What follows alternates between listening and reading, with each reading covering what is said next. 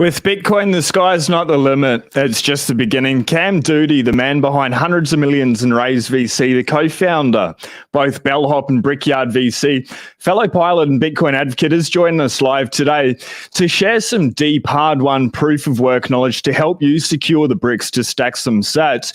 First, let's burn the ships through the trough. Cam, welcome to the show. It's such a pleasure. How are you today? Man, I'm awesome. When you reached out, wanted to talk about Bitcoin and flying, those are the two things you had to mention to get me excited. So I'm pumped to be here. It's before we went live, we were talking about flying, and to me, flying feels exactly the same as Bitcoin. Once you go down that rabbit hole, it becomes addiction, all-consuming. You started flying when you were about 18. You've been flying for 20 years. You've got an incredible aeroplane, and you're doing something pretty interesting. You're talking about something pretty interesting with using Bitcoin to be able to pay for the engine hours and the maintenance of that. Before we get into all of that, this is a totally irrelevant question, but to you, is breakfast a psyop? Like, if somebody's chasing the bag, they better to stay lean and mean in the morning and get after it, do a little bit of intermittent fasting. What are your thoughts on that? I'm big into that. I mean, I started intermittent fasting, like basically just cutting out breakfast and trying not to eat too late. And that's been, I've tried a bunch of different things, and for whatever reason, that's definitely worked for me. Yeah, I feel it, and I've noticed it with a lot of people that are getting after it. You know, Andrew Tate, everyone knows him, whatever everyone thinks of him, but he doesn't eat until late in the day, and most Googled man in the world, love him or hate him. You know, I think there's something in there. There's a little bit of a trend. Let's dive into Bitcoin with flying. First off, what plane do you have, and how long have you had it for? So my plane now is that I've had for the last I guess 3 years is called a Piper Meridian, and so it's a turboprop. So it's a jet engine with that's geared into a four-blade propeller up front, and it's pressurized and feaky, and it's just an amazing plane. Before that I was in an SR-22, a Cirrus. Yep. And this is just a super efficient, wonderful plane. You're flying up real high, and you're doing 280 knots at 28,000 feet, and just an amazing time machine. And so I've loved every second of it. Yep. So what's, I guess, two questions here. What's the scariest flight that you've ever had? And then what's one of the best or the most memorable flights you've ever had?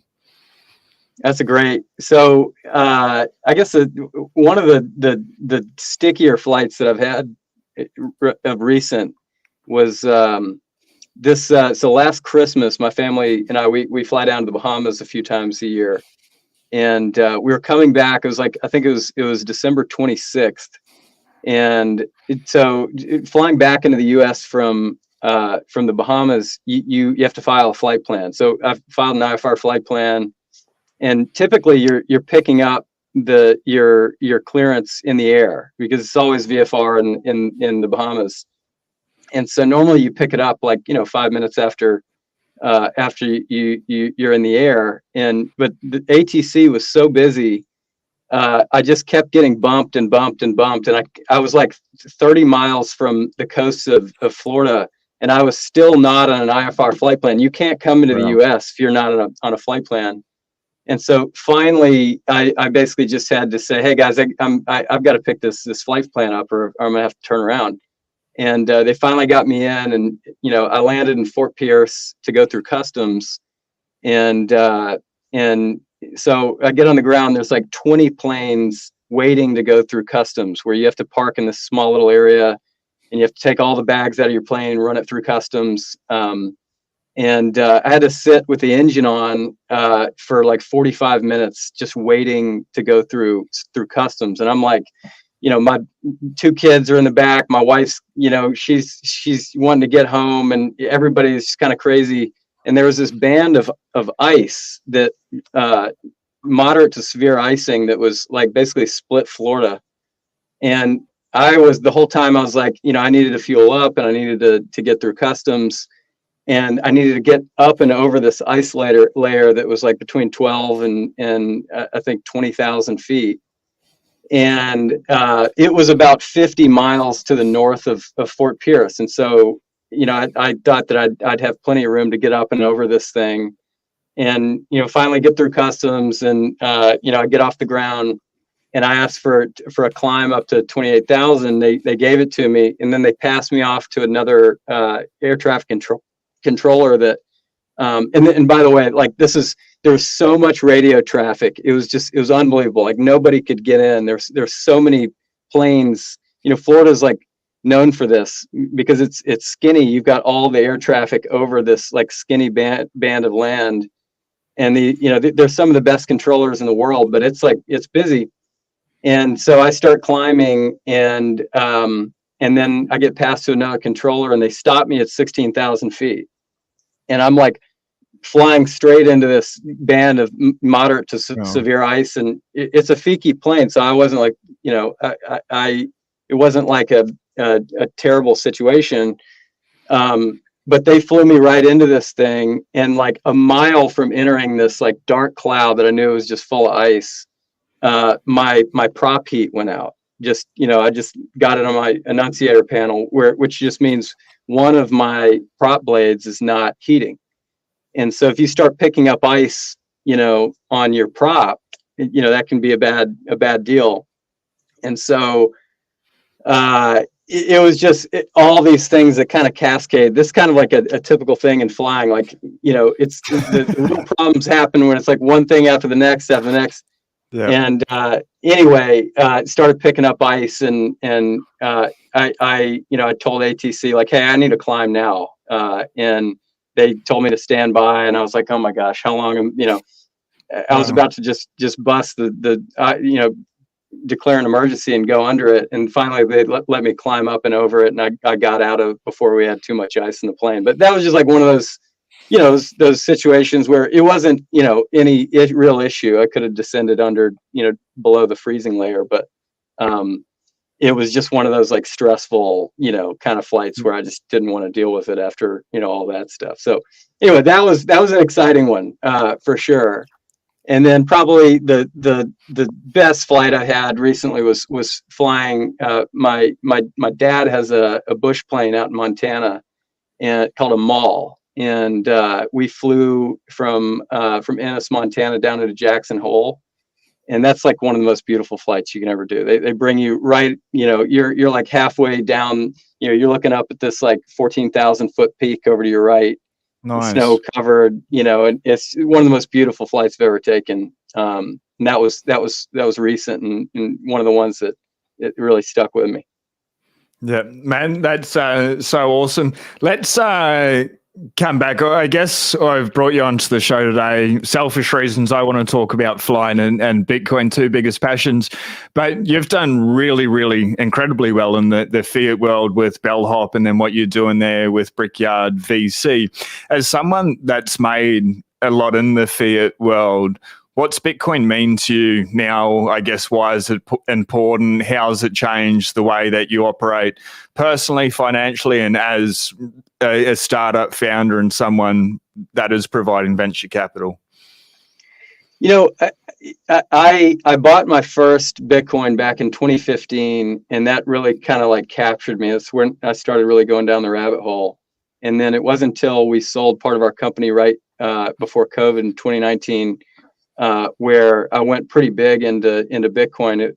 I'd had a few years to really understand the asset, and had met some great people and folks in the Bitcoin world that have really helped me kind of mature in my understanding of what this technology means for the world. And I had a conversation with Jeff Booth about a year and a half ago, I guess, down in Miami, and I had not read Price of Tomorrow, but I knew the concept, and it was like this. It was this concept of, in venture capital, we look for deflationary vehicles. Like, we're looking for companies that are providing better things for less inputs. and in a competitive market that allows prices to drop for the consumer. And I think when I really conceptualized Jeff's concept of the book Price of Tomorrow, where it doesn't matter how many great companies we fund and build if all of those deflationary gains are robbed through the money printer. And so if we're 4% more productive every year, if the Fed maintains a 2% inflation target, everyone's lives are still getting harder every year. And that's when I really realized, if you have we have this infinite productivity promise in AI, which is amazing, and this super deflationary thing. But if we have infinite money, no one benefits. And so you have to have like this infinite productivity and ram all that energy into a finite money.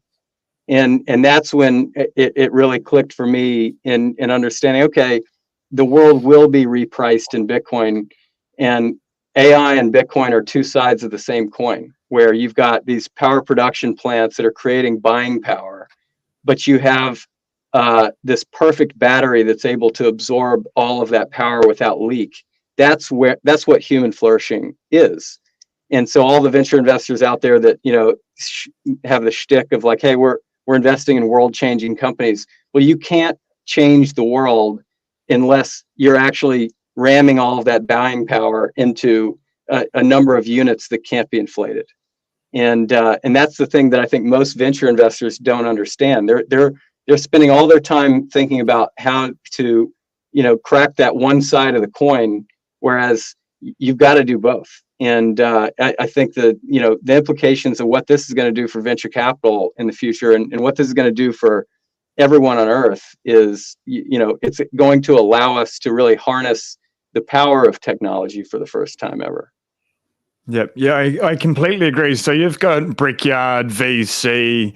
You're going to be able to explain a lot better than I can. I guess what people are more used to is like something like Y Combinator and accelerator program. You guys are totally different, but bringing a group of startup founders together and to be able to create these step changes, what type of conversations are you having in the early days? Because they're pretty cash skint, I guess. They maybe can't ride out the volatility when they need cash flow. Do you have those conversations about, hey, you should still add Bitcoin onto your balance sheet, or hey, there's this Bitcoin thing, keep it in the back of your mind, plant that seed, and then just focus, get back to work, and then when the time is right, incorporate Bitcoin? Or do you just keep Bitcoin totally out of the conversations as they're building?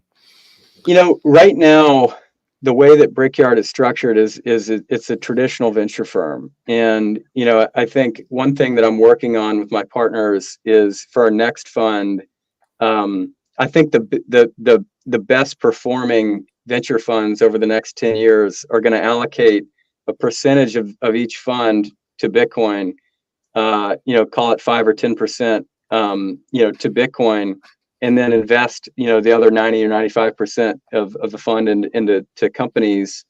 And I can kind of get into like how that actually changes the economics of a fund. But as of today, we're investing in, we're category agnostic investors. We're investing in a bunch of different companies for teams that kind of have an interest in Bitcoin. I talk about Bitcoin all the time with my founders, but Bitcoin is still a very volatile asset, and these teams, particularly early stage teams, these teams don't have like cash reserves. They have capital that they raise, and they're using that capital to grow. But most of the teams that we're investing in are so early, they're not spinning out profits and building out a corporate treasury yet. So it's not a big tactical conversation with our teams yet, but I think that has more to do with the stage of companies that we're investing in. Yep. So do you want to, for the audience, maybe they don't know your back history, Cam, you're the co-founder of Bellhop, major moving company, and you've stepped away just before COVID happened. I believe you're still on the board there. But what is Bellhop? How did it come about? It's you've raised, 120 million for your first round, if I remember correctly. So it's not something small. Where you are in your life, if you're to take back over the last 20 years or this journey that you've gone on, very few people are going to travel in similar footsteps. You'd be part of the 1% of people focused on that. But there's probably some insights for people that are watching live or watching the replay, and shout out to everyone, that they can take away for their lives and apply it to ultimately end up in a better position looking out further in time. But I guess, how'd Bellhop come about, and then what are the learnings through that process? Well, we started Bellhop back in 2011, really. We bootstrapped for 2 years before we raised our first round of funding. And the company started as a way for college students to move in a much more like fluid way, like where students don't hire moving companies. It's like you just beg your friends to come and help you every semester. And this was like right around the time where everybody had an iPhone in their pocket. I don't even think I knew what Uber was, when we first started Bellhops, but I knew that, you could coordinate a workforce through an app. And, we knew that there was, thousands of broke college students that were athletically capable and already doing this job, but doing it for like beer and pizza. The original idea for Bellhops was just to create a marketplace where students could book other college students to help them move, and that way parents wouldn't have to come in town and like sweat it out with their kids every semester. And we almost immediately realized that was just such a lumpy, like all the moves were happening in like the same 3 or 5 day period, and you just couldn't build a business around that. But our kids' parents, our customers are really the parents. We'd move their kids, and then the parents would call us and say, "Hey, you guys were so awesome. We've got a U-Haul. I'm moving. We're moving our house. We're doing it, via U-Haul. Can you guys help load our trucks?" And so in the beginning, we turned down the first 100 people that asked. We're like, "No, we just move college students." And then the 101st one, it was like, "All right, well, maybe we could." Move non-students. And so we started moving parents, and that started becoming a much bigger part of the company. And it was much smoother in terms of seasonality. So it was a much better target customer for us to go after. But we were still using the student workforce, which are these high EQ, high judgment individuals that weren't going to be professional movers for the rest of their life. And that's why we were able to provide such a unique and great service. And then our customers started asking us well, it was great, but could you show up with a truck? And we're like, "No, we can't do that. How are we going to get trucks?" And then finally we're like, "Well, I guess we could book the U-Hauls and have our Bellhops go pick up the U-Haul and do the job and take the truck back." And we became a top 10 customer of U-Haul in 2 months. Wow.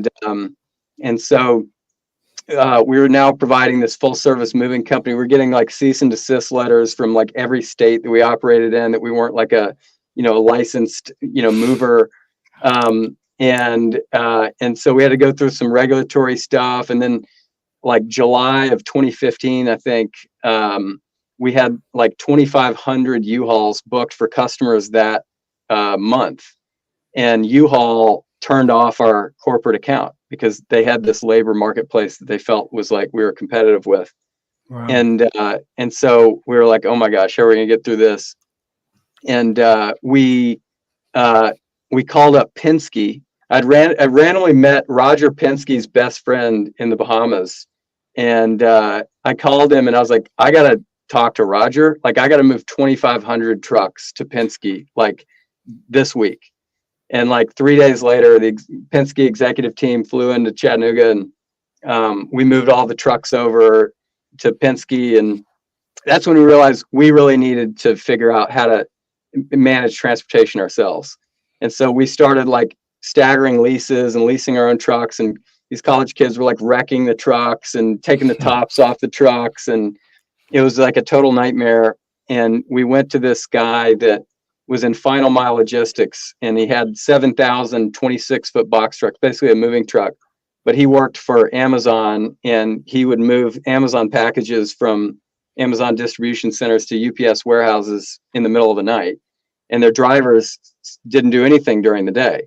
Wow. And so we actually went to him, like, how do we keep, how do we maintain these things and keep them clean and like train them, drivers how to drive these things. And he like stopped us and he's like, why don't you just onboard my drivers onto your platform as Bellhops, and we'll do the trucking piece, and your moving crews can just meet us on site. And when the job's done, we'll just move on to the next job. And we're like, that's interesting.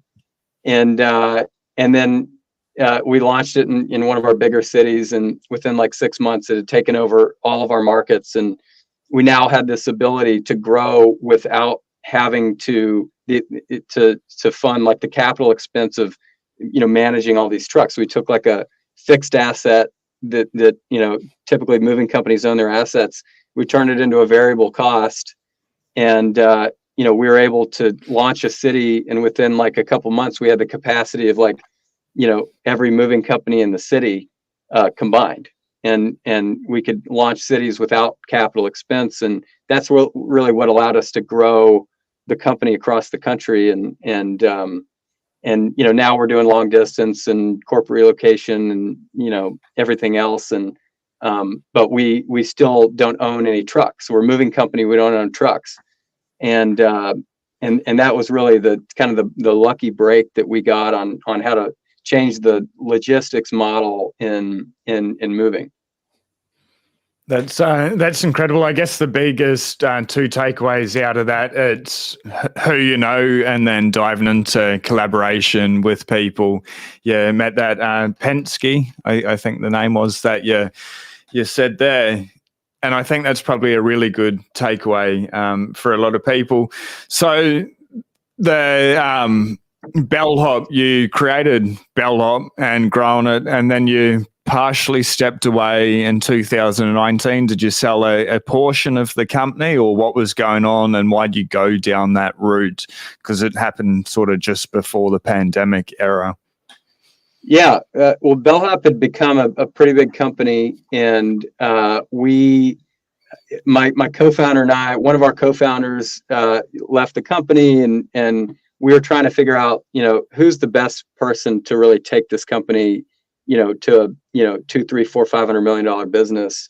And we ultimately made the decision of like, look, we need to go find like a real professional operator that has managed a really operationally intense business with, low gross margin, seasonality. Like, we picked the hardest company on earth to build. Like, this is just, it's super emotional. It's like, it's not like taco delivery. Like, if you don't show up with a moving truck on moving day, it's a major, major issue. And so the board and I decided to go and find a really, great operator to step into the CEO spot. And,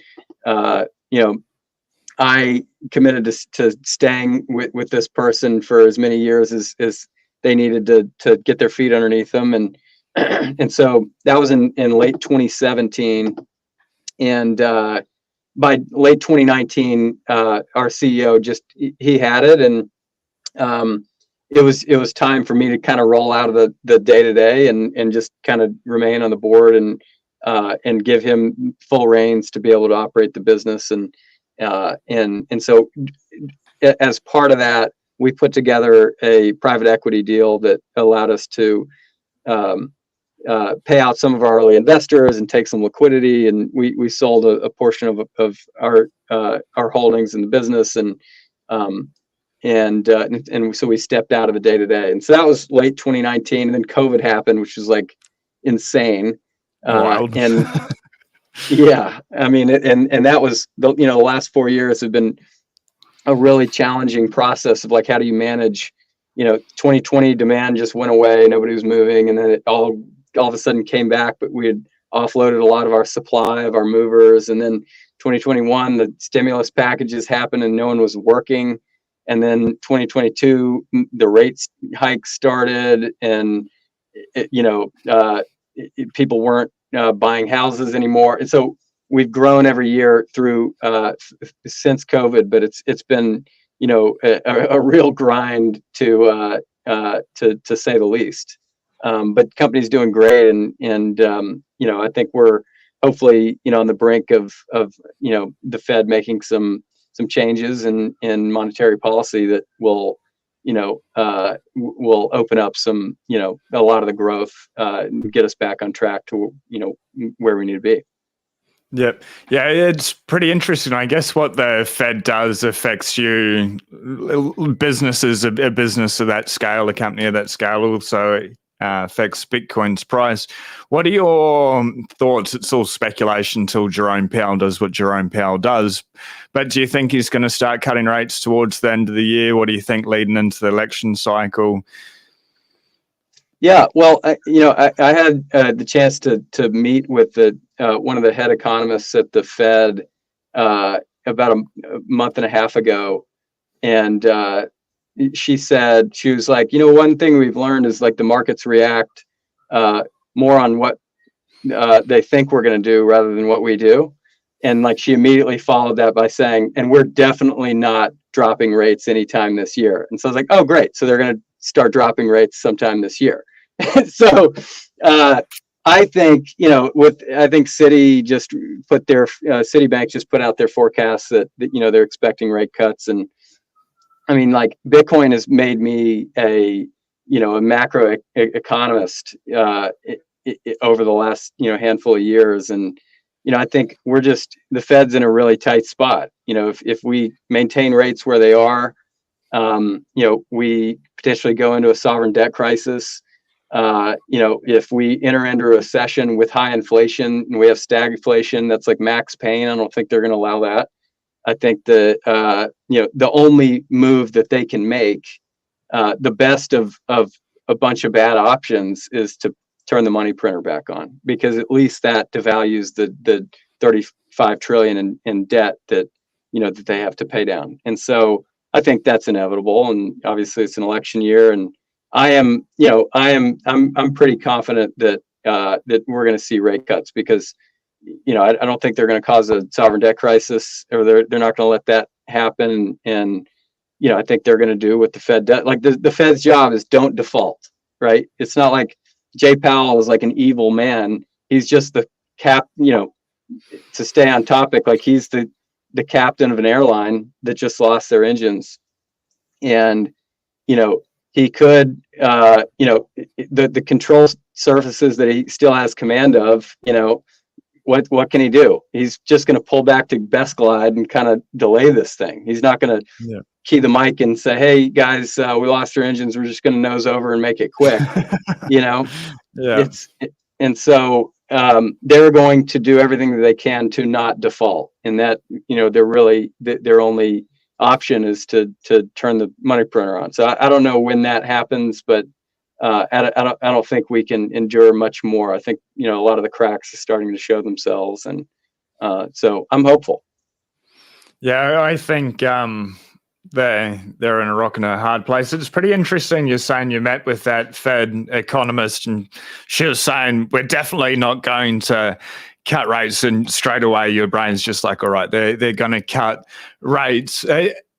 I guess Bitcoiners look at everything Jerome Powell does, the Fed does, with such skepticism. We know the system's broken, the money's broken, but it's probably a healthier way to be able to see it. They're just doing the best they can with what they have. They're not evil people. They're just out there with a broken system. I like that way of seeing things. So Brickyard VC, you've got a $20 million fund there, and you're seeding early stage, first stage, but it's so interesting. You make people fly in Chattanooga. You've got like a hardcore vetting process, and you really want people to be like hungry dogs, I guess, and get their head down, bum up. You don't like so much the founder culture of late. So how's Brickyard different? What are you guys doing that's unique? And then from there, sort of what companies are you looking at the moment? What sort of got you excited? Like you see them, you talk to the team, maybe they've been with you guys for a year and you're like, this is just so awesome. The world needs what they are doing. Yeah. So I guess, Brickyard is, when we first started thinking about starting a venture fund, we really didn't have a lot of interest in it because there's just so much homogeneity in venture today where everybody's kind of saying that they're different, but they're not really different. And particularly, there are great accelerators out there. Like Y Combinator, for example, is very good at helping, top talent build, wanting to start companies raise their first round. And that's the point of YC. It's like raise your first round. We'll put you in front of the, some of the best investors in the world. And, but like it's a 10-week program. And when you're out, you're kind of like out. And if you've ever seen the trough of sorrow graph, it's on your website, hey?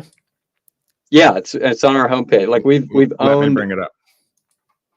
We've owned the trough of sorrow as like that is what we are focused on. So if you look at this graph, founders start out and they're like, all right, we know everything that it's gonna happen.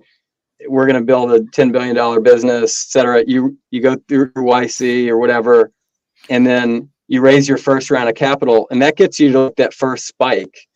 And then you realize that all of those assumptions that you made start to break down, and you enter into this, trough of sorrows, they call it.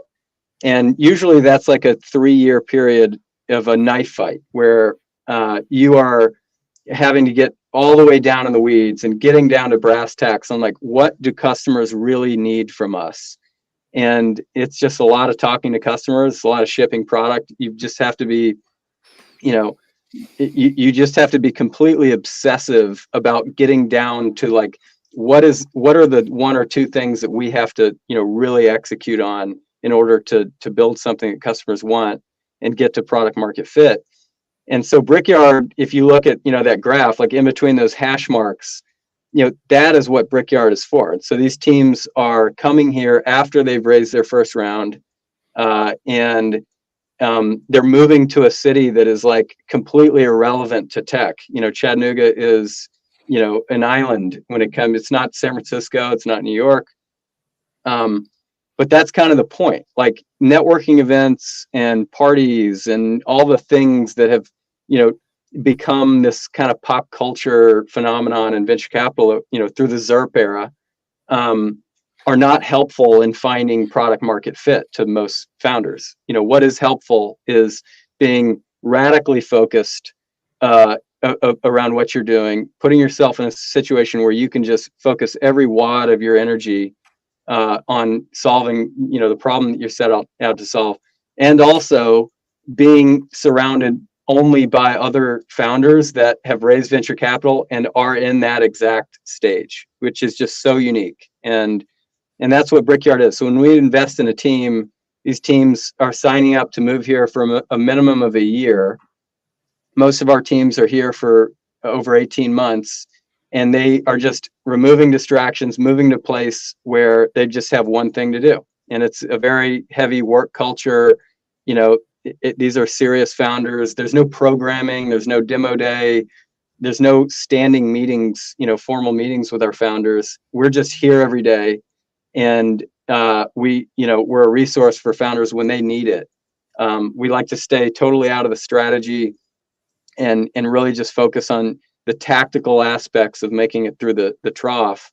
But 95% of the value of Brickyard is just being on an island with a bunch of other founders that are chewing glass, and that's what it's all about. And we believe every team that comes here, if you're committed to putting in the work, you're going to raise a Series A. You will be able to get those early adopters if you've got your ear to the ground, and if you're willing to put in the hours necessary to really build something and make those painful but obvious decisions that ultimately lead you to product market fit.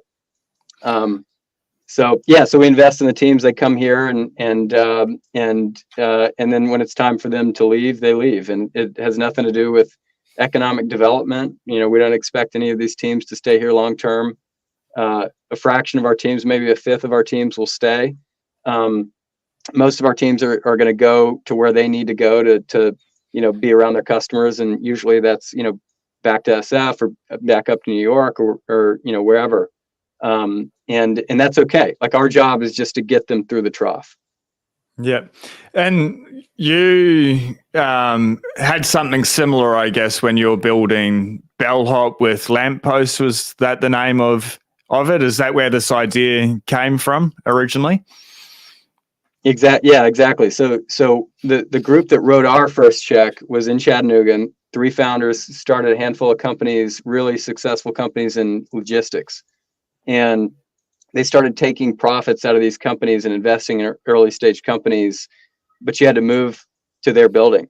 And they made 10 investments over like a 4-year period. And, 7 of those companies are pretty wild successes. And it was just something really magic.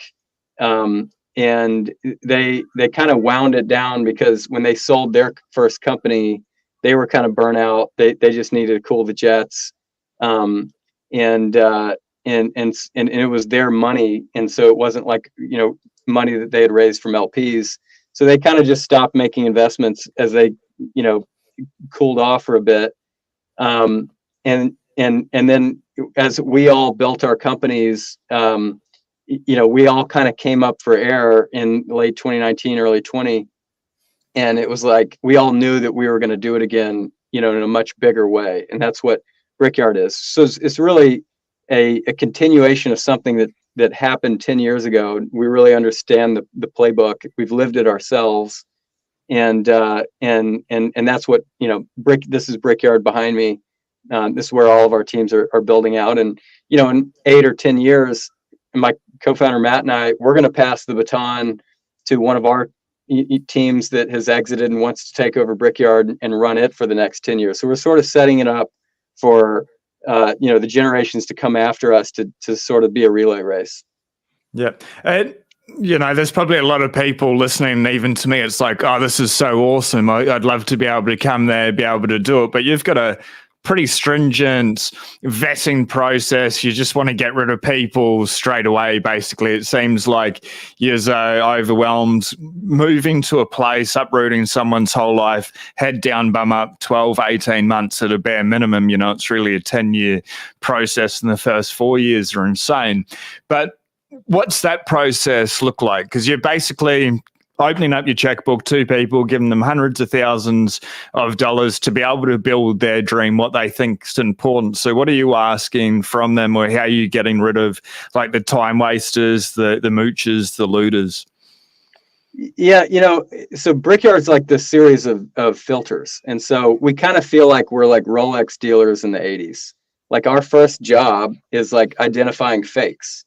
In the ZERP era, basically what happened was there's so much money that was crammed into venture capital that there was too much money chasing too few of deals. And so venture capital had to make VC cool. And so that's when like celebrity investors started coming onto the scene, Forbes 30 under 30, and these parties, and like the pop culture of like venture turned into this like sexy thing. Whereas like 10 years ago, people just felt sorry for you when you were, a startup. And so the culture of founders has changed a ton. You have, maybe 80 or 90% of founders that are in it for the wrong reasons. Like, what we want to get to are those, and I use this term in an affectionate way, like neurotic founders that are obsessed. Like, they have a problem that they just absolutely have to solve. And when, I get on a first call with a founder, in the first minute, I'm like, listen, this is not for everybody. This is a very intense thing. It requires a lot of sacrifice. You have to pick up and move. There are a lot of legitimate reasons why you may not want to do this. You have kids in school. There's all kinds of legit reasons not to do it. But for the right founders that want this environment, you see those founders just immediately leaning in. And it's like, this is exactly what we need. And founders where you're kind of like threatening their lifestyle, and they start asking questions about networking and being around investors. They sort of start leaning out a little bit, and we pull the ripcord in the first 5 minutes of first calls with founders all the time, because you can just tell who's drawn to it right off the bat. And that's what we want. We want that self-selecting founder that's like, I want to put in the work. I want to remove all distraction. I want to be around a bunch of other founders that have bought into the same sort of tactics around how to get through the trough. And so that's really our edge. Like, we're finding the dogs, and we're sort of separating the wheat from the chaff on founders that may be doing it, thinking that they're doing it because they want to build a big company, but really they just want to signal that they're a venture-backed founder, or they want a line item on their resume, or they want a Forbes 30 under 30, or any of those other things. We can kind of cut through that by asking something pretty ridiculous. Yeah. And then when you get to the end and you have that first conversation, then you fly them in to Chattanooga. I'd like to hear a little bit about that process. And I believe everyone will be very interested in your handshake, your gentleman's agreement with their, you're not going to take back the cash. That's absolutely fascinating. It's how men used to act, and I think that's missing so much in this fiat economy. But you're a Bitcoiner, you're a pilot, you're bringing back like a gentleman's agreement. And then just for everyone watching live, if you've got any questions for Cam, we're going to get into those shortly. Just write the word question in front of your question so I can see it there and star it. But back to you, Cam. Yeah, I mean, I think that's the handshake's pretty powerful. So we diligence a team typically for, a month, sometimes faster. And then when we get to the point of we know that they're very interested, we're very interested. Most seed investors today are not meeting with all of their investments in person before they do a deal. And so what we do is we'll fly the full team in, we spend a full day with them. And about half the time we don't make an investment. So we treat it as like our final partner meeting, and we get to spend a whole day with the team. And that's when they actually get to see what Brickyard. It's so hard to it's so hard to explain Brickyard. You have to see it.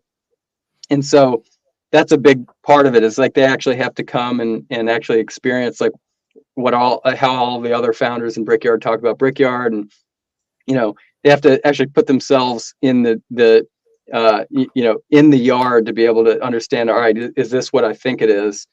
And if we make an investment in a team, or we offer terms, we combine it with this handshake, which is basically like, look, this is a non-binding document. This is just like, this is what Brickyard is, and this is what we expect of every one of our teams.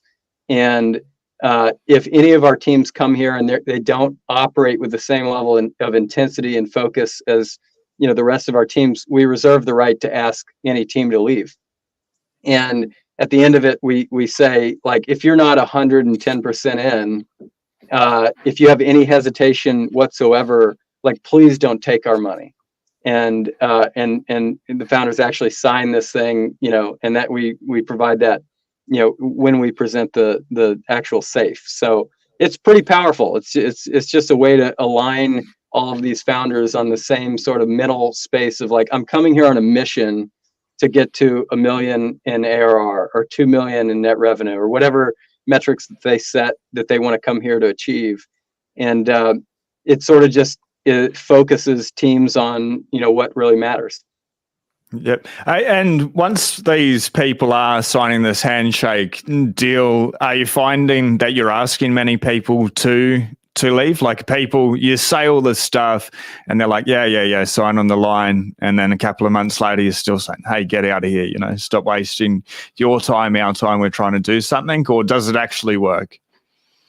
We've never actually asked a team to leave. We've had some teams that there's almost like an immune system in Brickyard we're like inmates run the asylum. Like, our teams really run Brickyard.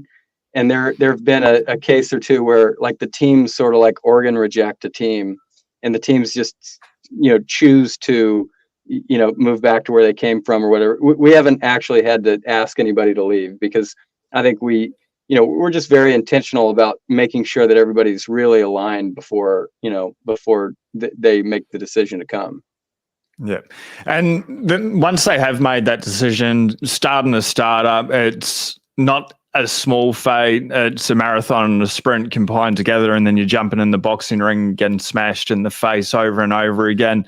Within Brickyard, you've put in a couple of things: cold plunge, sauna, gym, and all that sounds good. People are like, yeah, let's just go there, let's get on vacation. But how important do you think it is when people are in the middle of like a really deep personal journey, that they have these things there within themselves? They're probably not going out partying, drinking as much as maybe the average person. So I guess, like, what life hacks maybe have you put in place just to be able to help people get through those trying times? Yeah, like the gym and the locker rooms and sauna and steam, nice bath, those aren't these like, sort of like soft accoutrements.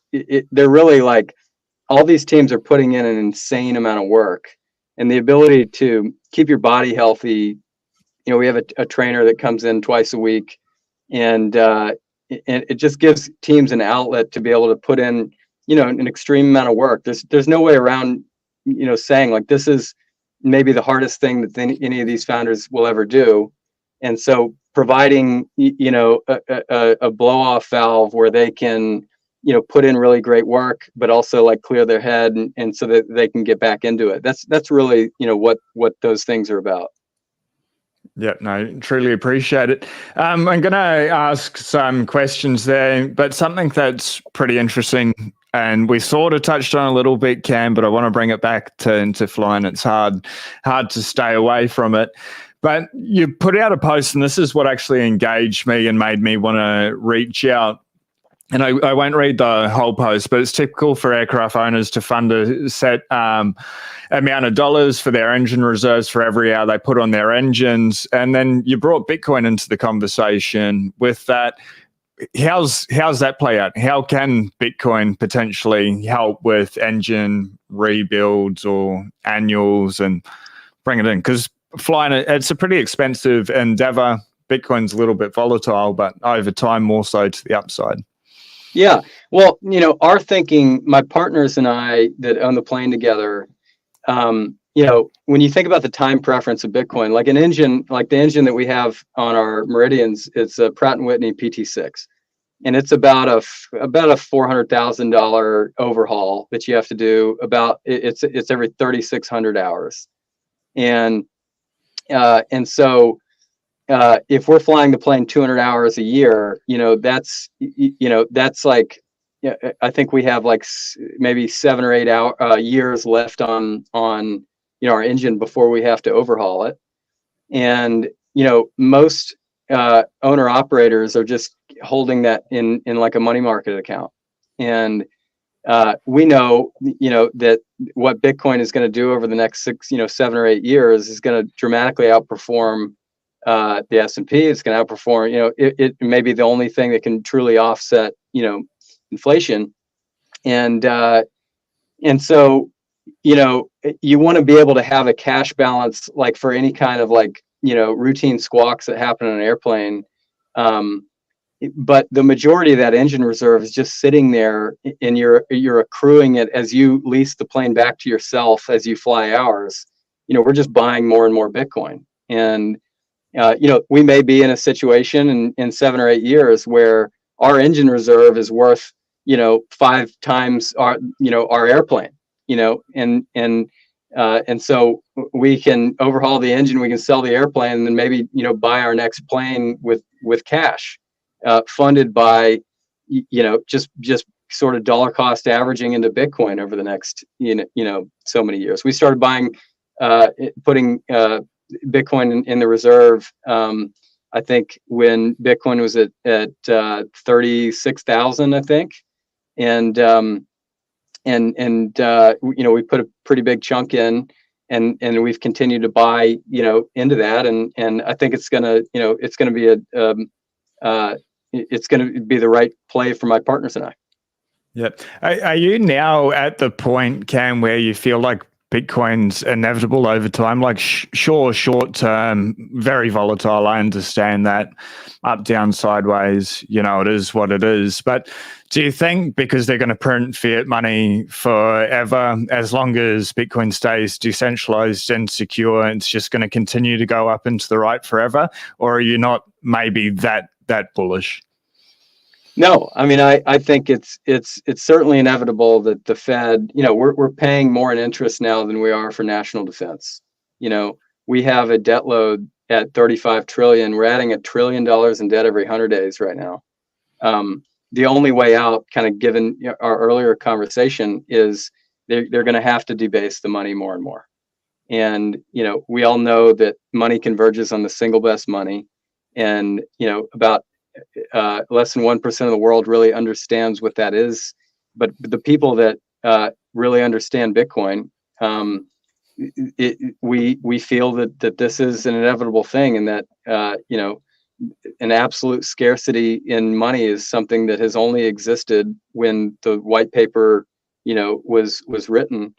And as people are trying to store their hard-earned monetary value in a battery that doesn't leak, that's going to become more and more obvious to people, over time. And my belief is absolutely Bitcoin is going to reprice the entire world. And when I talk about AI, the total value of all things in the world right now, global M3, is like 900 trillion or something. I get to see firsthand, what AI is going to do to all of these stubborn legacy, businesses over the next 10 years, where, in terms of today's buying power, the global M3 may be 3, 4, 5 quadrillion. We're going to be creating way better things for way less inputs via this modern technology, and ramming all of that buying power into an absolutely scarce money that's perfectly designed for the world to power a new financial system. I think it's inevitable. Yeah, I completely agree. I want to go through a little bit of a rapid fire question set and start off with Orange Pill Dispenser. Quite an interesting man, actually. He came on the show as a subscriber, but he helps design and build the Bugatti W16 engine. Really interesting conversation, but he's asking, what industries are your founders predominant in? So we're pretty category agnostic. We are interested in everything. We really understand marketplace businesses. We understand supply chain logistics really well. So we have certain categories where we're category experts, but the majority of these teams, we're investing so early. We're betting, 90% of our decisioning is around, is this a founder that is going to be capable of operating in a rapidly changing environment, and are they ready to go to war for the next 10 years? Because that's what this is. Like, this is a 10-year build if you're looking for a venture, outcome. And so we're very stylistic investors in like the no BS, no frills, founders that are neurotic about what they're doing. And of course we're box checking, in venture, like, could this investment, do we believe this investment could return the entire fund? Is this a category that we think is going to be really valuable going forward?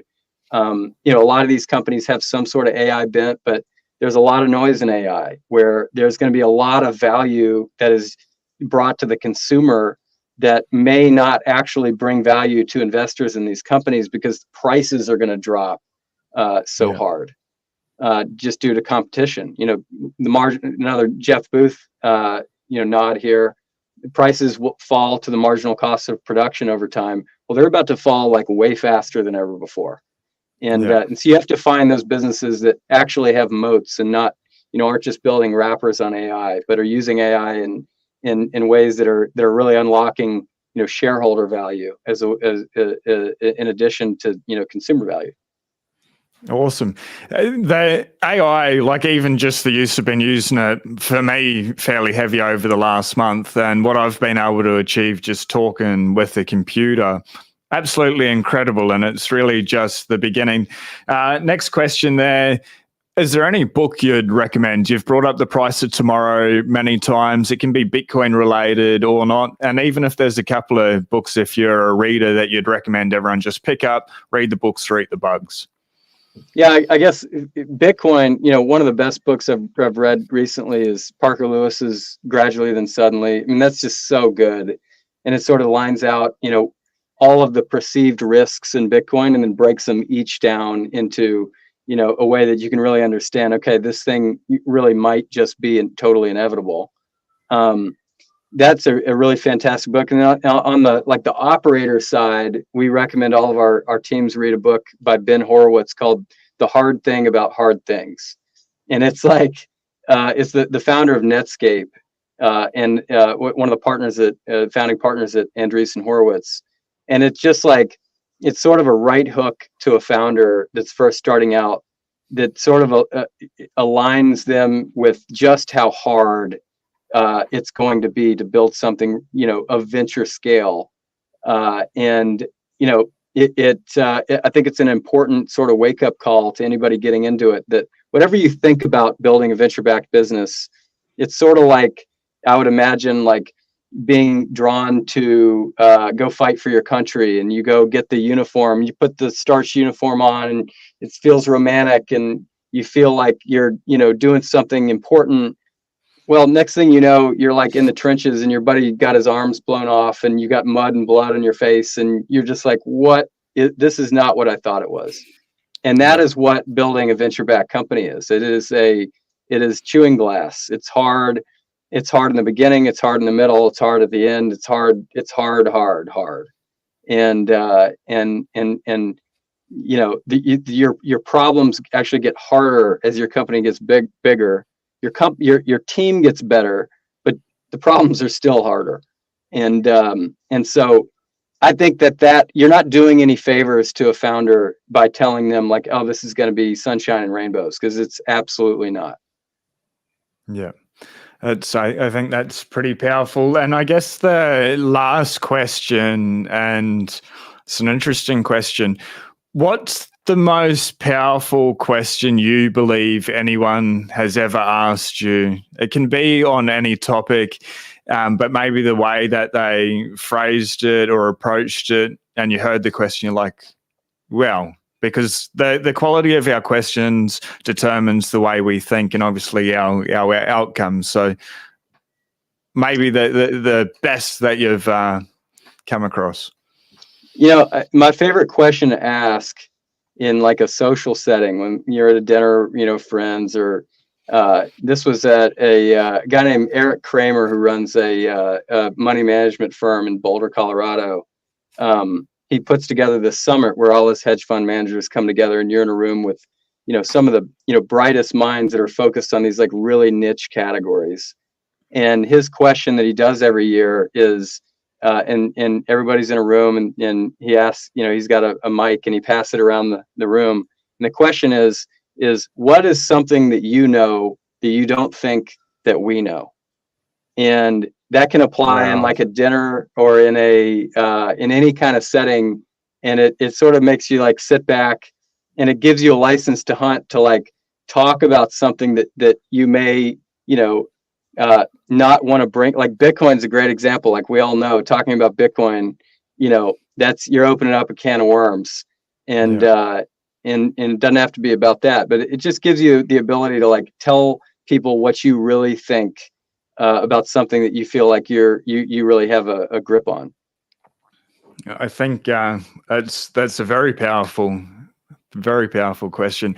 Cam, it's been a pleasure. I'd love to have you back on the show. Bitcoin, it started moving. I just want to, we're finishing this podcast here at block ID 851,603.